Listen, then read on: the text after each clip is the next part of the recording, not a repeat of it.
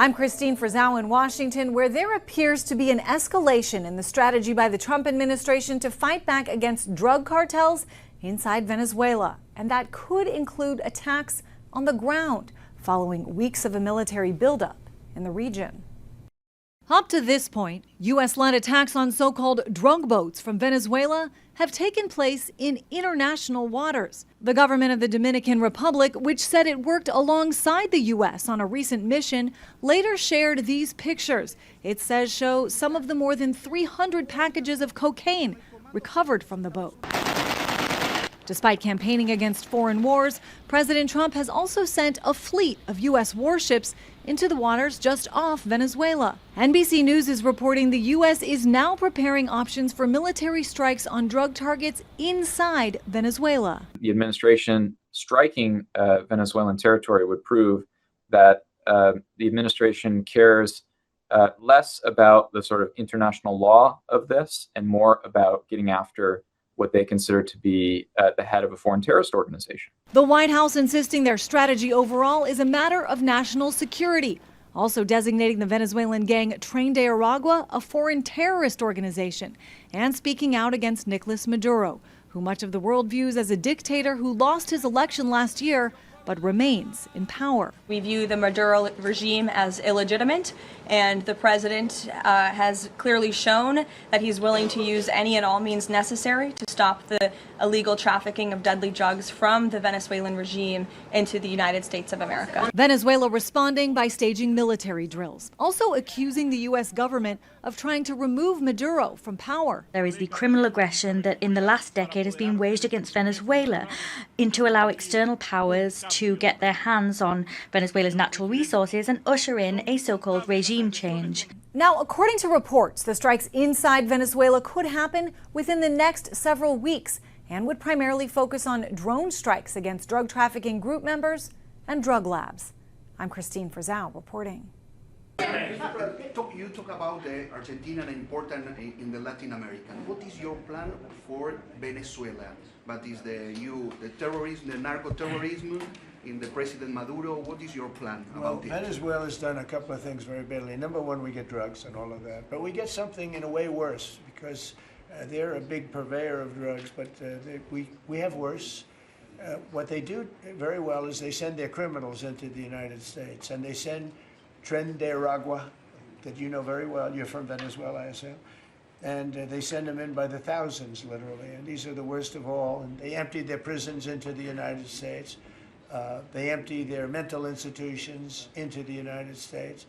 And because we had a president who's low IQ, he didn't realize what was going on. And the people that are high IQ that surround him, but they happen to be lunatics, radical left, they're highly intelligent, radical left lunatics, okay? So in a way, that's worse than having a guy like Biden. But they ran the show. You heard about the autopen. The person that really operated the autopen, but it was really the people that told the person that operated the autopen what to do. Those are the people that really were president, okay? So we're not going to stand for it in this country. And by the way, that autopen thing is under serious investigation. Just this, I don't think you care, because you're from Argentina, you couldn't care less about that. But I just want to say, because I do the weave, you know, the weave, cover a lot of different subjects.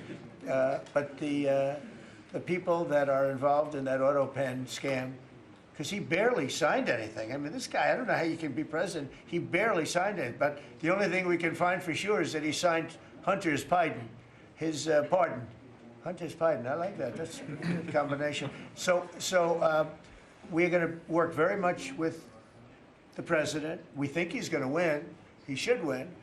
And if he does win, we're going to be very helpful. And if he doesn't win, we're not going to waste our time, because you have somebody whose philosophy has no chance of making Argentina great again. What's your advice? This is the National News Desk, America's News Now. Thank you for joining us. I'm Dee Dee Gatton, and we begin tonight with the Trump administration continuing to clamp down on the flow of illegal migrants and drugs from South American nations.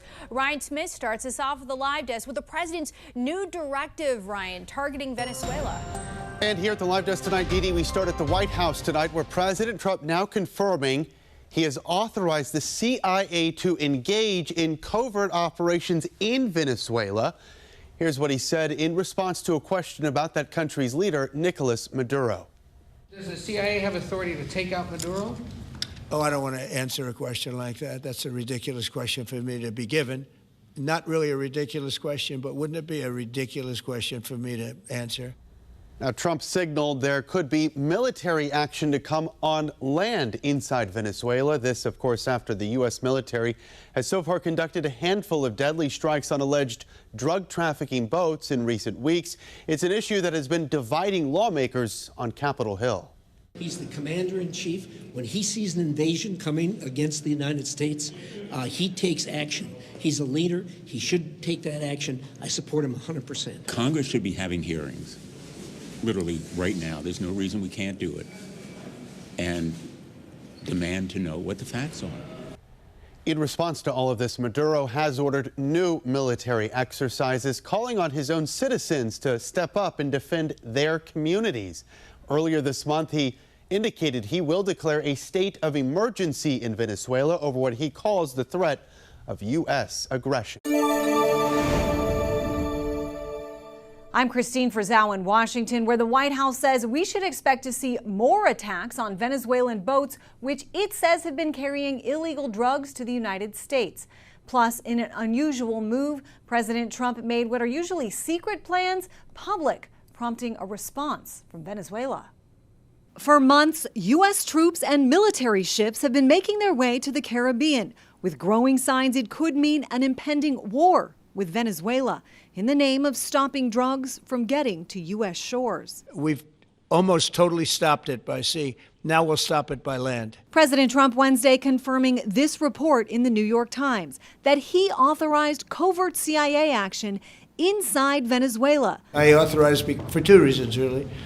Number one, they have emptied their prisons into the United States of America. We have a lot of drugs coming in from Venezuela, and a lot of the Venezuelan drugs come in through the sea. One reason why President Trump says he also gave the green light to yet another strike on a boat he says was carrying drugs. The president is taking these unprecedented steps, and it's making a real impact. We are seeing less boats with lots of drugs coming into the shores of the United States of America as a result of these successful strikes. Others on Capitol Hill, though, calling for hearings, insisting the White House must legally provide more evidence there are actually drugs on board these boats. I was a CIA officer and helped with targeting. I have no problem going after these cartels, but we've never had an instance where there's a secret list of what I understand to be dozens of now terrorist organizations that the American public and certainly the oversight committees don't get to know. The Venezuelan leader Nicolas Maduro comparing Trump's actions to failed attempts at regime change in places like Afghanistan and Argentina. Not war, just peace. Also saying no to coups carried out by the CIA. How long will CIA coups continue? Latin America does not want them, does not need them, and repudiates them. Meanwhile, inside the United States, the White House immigration crackdown has continued in cities like Washington, D.C. and Chicago. This week, the Department of Homeland Security said Mexican cartels had put bounties on the heads of ICE and CBP agents, including $5,000 to $10,000 for kidnappings and $50,000 to kill them. I'm Christine Frizzau reporting. Venezuela, President Trump has said Maduro doesn't want to mess with the United States, and this administration is continuing to position more military assets towards Venezuela. I'm wondering if the end goal of this narco-terrorist war is to implement a regime change in Venezuela. The president has spoken on that, Reagan, and I certainly won't get ahead of him. What we've made very clear is that this administration is not going to tolerate international narco-terrorist organizations from trafficking drugs into the United States. And these cartels over time have grown more armed, well-organized, and violent. They have financial means, sophistication, and capabilities needed to operate in the way this administration has. And they have illegally caused the deaths of tens of thousands of American citizens each year. So that's where we are right now with respect to Venezuela, but also any country that is sending purposefully illegal narco-terrorists to the United States of America to bring illegal drugs. Why don't we go in the back? The U.S. and Colombia relationship right now is at one of its lowest points in decades. We heard what President Gustavo Petro had to say about President Trump. We heard yesterday the response from President Trump.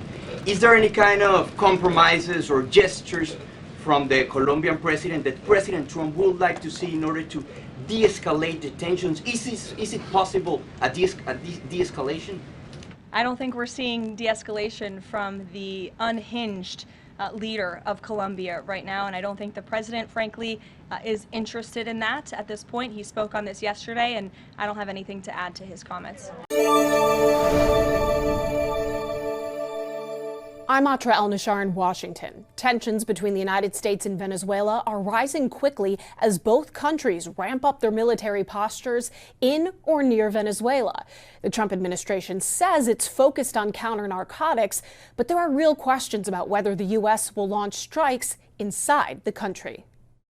As America's growing military presence near Venezuela draws closer, Nicolas Maduro's government is mobilizing its own forces. ¡Despliega todo el personal! Videos like this showing the beginning of what will be massive military exercises involving 200,000 troops in the air, land, and sea. Nosotros seguiremos. We will continue in our determination to prepare ourselves to defend our homeland in all areas. Whatever the threat, its intensity, its proportion, etc. This came shortly after the U.S. military announced the Gerald R. Ford Carrier Strike Group, with 4,000 sailors aboard, led by the world's largest aircraft carrier, entered Southern Command Tuesday. On the U.S. side, it's plainly too large for a pure counter-narcotics operation. On Venezuela's side, I think the Maduro regime is sort of trying to simultaneously show resolve, but also not poke the bear too much. The Pentagon says these forces will enhance and augment existing capabilities to disrupt narcotics trafficking and degrade and dismantle transnational criminal organizations. Since early September, on almost a weekly basis, the U.S. has carried out lethal strikes on boats in the Caribbean and Eastern Pacific that the Trump administration says were transporting drugs to the United States. Like these two suspected drug boats hit Sunday. The Pentagon says 6 people were killed. On Tuesday, news broke that the United Kingdom is suspending sharing intelligence about suspected drug boats in the Caribbean with the United States. The UK is potentially having concerns about the legality or the ethics, or the optics, for that matter, of U.S. strikes on drug boats. The UK may also be concerned about what the Trump administration could do next. They want to cooperate, but they don't want to be complicit, I think, in a regime change operation or in unilateral U.S. military attacks on Venezuela. Colombia also halting its intelligence sharing with the U.S. Now, President Trump has maintained that regime change is not his goal, but he's also confirmed he authorized covert CIA operations inside Venezuela. In Washington, I'm Atra El-Nashar. President Trump says he is not ruling out sending U.S. ground troops into Venezuela. Trump making that comment while speaking in the Oval Office today amid his administration's crackdown on criminal networks tied to the country's leadership. The National News Desk, Jeff Harris, joining us. You were listening in, and Trump also said he isn't ruling out talking with Venezuelan President Nicolas Maduro. What else are we learning tonight? So tension between the U.S. and Venezuela only continues to grow. Aside from possibly sending in troops and also speaking with Maduro, the administration also announcing this weekend a Venezuelan cartel will now be designated as a foreign terrorist organization. As tensions soar between the U.S. and Venezuela, President Trump hinting at possible military action from the Oval Office Monday, saying he isn't ruling out sending in troops on the ground. I don't rule out that. I don't rule out anything. We just have to take care of Venezuela. Army Secretary Daniel Driscoll telling Face the Nation, if the administration orders action in Venezuela, they'll be ready. I can speak from the Army's perspective, which is we have a lot of training in that part of the world. We're reactivating our jungle school in Panama. We would be ready to act on whatever the President SecWar needed. Trump's comments come just a day after the administration announced it will designate Cartel de los Soles as a foreign terrorist organization, a cartel the U.S. alleges is led by Maduro. Defense expert Rick Delatorre telling us this new designation legally allows the U.S. military to take action it wasn't able to before. Carry out lethal strikes and against these organizations wherever they are, whether it's on international waters or within Venezuela. Delatorre adding the military can now actively use the entire intelligence arm of the U.S. government in cooperation with the Department of War to follow up and carry out kinetic strikes. What that means is the the United States government can now be on a war footing when it comes to terrorist organizations. Since September, the U.S. has carried out at least 21 fatal boat strikes reportedly trafficking drugs in the waters off Central and South America, some allegedly linked to Venezuela and the Maduro government. The most recent happening this weekend, killing 3 people. Now, following the strike, Trump also suggesting Maduro is interested in talking. We may be having some discussions with Maduro, and we'll see how that turns out. They would like to talk. Now, the terrorist designation comes just a few months after the Treasury Department sanctioned the cartel, alleging it provided material support to Tren de Aragua and also the Sinaloa cartel. If no action is taken from Congress within the next 7 days, the designation will then take effect on November 24th. Reporting for the National News Desk, I'm Jeff Harris. Multiple airlines canceling flights over the weekend after the FAA issued a new travel warning about flying to Venezuela. The FAA is urging airlines to exercise caution due to the potentially hazardous situation in that region, since the U.S. has significantly increased its military presence across the Caribbean as part of an expanded campaign targeting drug trafficking and, of course, narco-terrorist networks operating near Venezuela. I'm Matt Gelka in Washington, where President Trump is reportedly still weighing all options when it comes to Venezuela, and now China and Russia may be involved. China and Russia are apparently still backing Venezuela and President Nicolas Maduro. During an episode of his weekly show, Maduro was presented with letters for his birthday from both Russian President Vladimir Putin and China's President Xi Jinping. Putin expressed unwavering solidarity, and Xi wrote, China reiterates its categorical rejection of external forces interfering in Venezuela's internal affairs. The letters seem to embolden Maduro. However they do it, wherever they do it, they will not be able to defeat Venezuela. We are invincible. Maduro brandished a sword in a separate rally this week, vowing to protect his country from U.S. threats. The letters also come as a top Russian general is reportedly in Venezuela training troops on tactics and drone use. Tensions are near a boiling point as the U.S. has beefed up its military presence in the Caribbean after a months-long campaign against alleged drug smugglers. The Trump administration has hit at least 20 boats they deem as narco-terrorists with deadly strikes, and they officially designated Maduro the leader of a foreign terrorist organization this week. The president says he still might be open to talking. If we can save lives, if we can do things the easy way, that's fine. And if we have to do it the hard way, that's fine too. With Tren de Aragua and all the others that they sent in, the drug dealers, the drug lords, the people that they sent in, the jailbirds, they opened their jails and prisons and dumped them into the United States. And we're not happy about it. The Trump administration believes the official terrorist designation gives it more military options as the president continues to mull over a potential land strike against Venezuela. It doesn't appear Venezuela came up during a conversation between Trump and China's Xi Jinping earlier this week. Trump praised extremely strong ties between the U.S. and China following the phone call and accepted an invite to Beijing in April. Reporting in Washington, I'm Matt Gelka. Military move as President Trump's standoff with Nicolas Maduro deepens. Live look over the White House this morning. President Trump not backing down from his push to combat drug trafficking and remove Venezuelan President Nicolas Maduro from power. And thanks for joining us. You are watching the National News Desk, America's News Now. I'm Jan Jeffcoat. It is Wednesday, December 10th. We want to get straight to Mark Boyle at the live desk. Mark, good morning to you. You know, this deployment of fighter jets to the Gulf of Venezuela follows months of heightened U.S. military activity in the region. So what are we learning about these flights? Well, these flights, they've gone very close to the mainland, just a few yards away, actually, from the international space to the Venezuelan mainland. We're going to show you that track here in just a moment. In the past 24 hours, though, Jan, the U.S. military has deployed fighter jets to the Gulf of Venezuela, and this does mark the closest known approach of military aircraft to Venezuelan airspace. This is that screenshot that we can show you how close they got. Right here into the Gulf. This blue line indicates the flight tracker right into the Gulf, making a couple of laps right there, and then the plane takes off. About an hour or so is the time they've spent.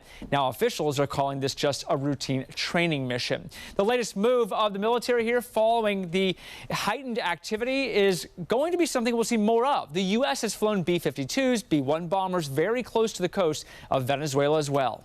We've cut down drugs 94% coming in from sea.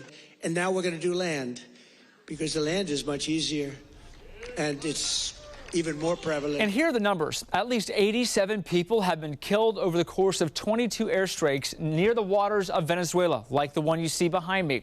The Trump administration says a ground operation could be necessary to get rid of Venezuelan leader Nicolas Maduro. He's been accused by the White House of facilitating drug trafficking into the United States. We'll track this story for you here at the live desk. President Trump has confirmed the U.S. seized an oil tanker off the coast of Venezuela. Ryan Smith joining us at the live desk with how this military executed the operation as tensions escalated. Ryan? Didi, few official details have been released so far tonight by Trump or the White House, but we have brand new video here just released by U.S. Attorney General Pam Bondi.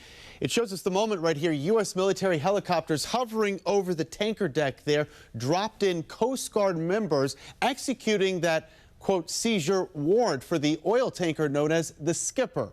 Bondi stating on X tonight here, quote, for multiple years, the oil tanker has been sanctioned by the United States due to its involvement in illicit oil shipping networks supporting foreign terrorist organizations and has been used, she said, to transport oil from Venezuela to Iran. Now, this seizure here really ramping up the pressure on Venezuela's president tonight, Nicolas Maduro, as tensions continue to rise across that region. Our message to the people of the United States remains the same. Peace. Peace above all else. No to crazy war. No to bloodshed for oil. No to war for oil, the recipe for eternal wars. The Venezuelan government in response calling the seizure here an act of, quote, international piracy. When asked today about what will happen exactly to the oil aboard the tanker, President Trump responding from the Oval Office saying, quote, we keep it. And just yesterday, the U.S. military flew 2 fighter jets over the Gulf of Venezuela in an effort to build up its presence in the region. A U.S. defense official said the jets conducted a routine training flight in the area and stayed in international airspace. The U.S. military has also launched 22 deadly strikes on alleged drug smuggling boats since September. The Trump administration claims the goal is to drive down the flow of drugs into America. Going by the numbers, a good amount of Americans say they are opposed to the U.S. military's campaign to strike boats in the Caribbean. In a new Reuters Ipsos poll, we've got the numbers here pulled up on your screen. About 48% of respondents say they oppose conducting the strikes. 34% say they support them, and 18% they are unsure or undecided. So far, at least 87 people have died in the strikes on alleged drug boats. American force off the coast of Venezuela as the Coast Guard works with the FBI and Homeland Security to seize an oil tanker linked to Iranian terrorists. The latest escalation comes as the Trump administration ramps up pressure on Nicolas Maduro's narco-terror regime. Thanks for joining us. I'm Jan Jeffcoat. It is Thursday, December 11th, and right now you are watching the heart-pounding video of troops and agents there in action taking over that oil tanker near Venezuela. Attorney General Pam Bondi said the tanker had been used for years to support foreign terrorist organizations. We want to get right to Mark Boyle at the live desk following the latest. You know, you can't even believe it. You'd have to actually see it to understand it and believe it. But even when you do see it, it's still hard to believe. This does look like a movie. And the last time something like this happened, Mark, was more than 10 years ago. What have you learned about the operation? Well, we're hearing from the president directly saying more like that is to come. Likely those tensions with Venezuela, Jan, certainly being taken up a notch this morning after the U.S. seized that oil tanker off the coast of Venezuela. And here's what part of the messaging was from Attorney General Pam Bondi posting this on social media. It reads in part, the FBI, Homeland Security, and the U.S. Coast Guard, with support from the Department of War, executed a seizure warrant for a crude oil tanker used to transport sanctioned oil from Venezuela and Iran. For multiple years, the oil tanker has been sanctioned by the United States due to its involvement in illicit oil shipping networks supporting foreign terrorist organizations. President Trump hinting to reporters in the past, more is to come. And other things are happening, so you'll be seeing that later, and you'll be talking about that later with some other people.